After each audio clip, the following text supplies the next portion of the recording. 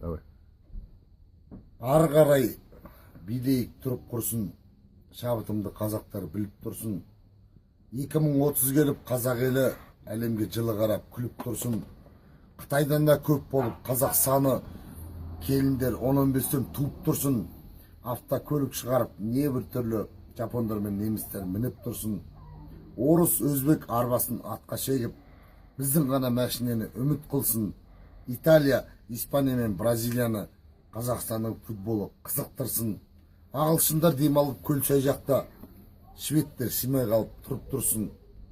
Ал қазақтар тек қана шекарадан Меккеге бару үшін шығып тұрсын.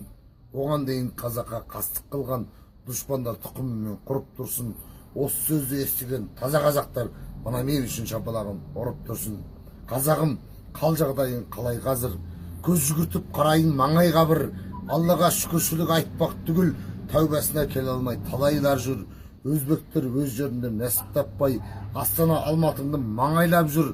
Қырғыздар, украиндар қырық пышақ, қазақ қамын бір ғана хан ойлап жүр. Қытайдың ұйғырлары отаным деп айтатын бір жапырақ жер таба алмай жүр. Ал біздің Атыраудан шыққан көлік Жетісуға 7 күнсіз бара алмай жүр. Біз әлі қару ұстап көрген жоқпыз. Ауғанда автоматпен бал ойнап жүр. Африканың жұрты аш жатқанда диетамен денсаулыққа біз қазақ қарайлап жүр.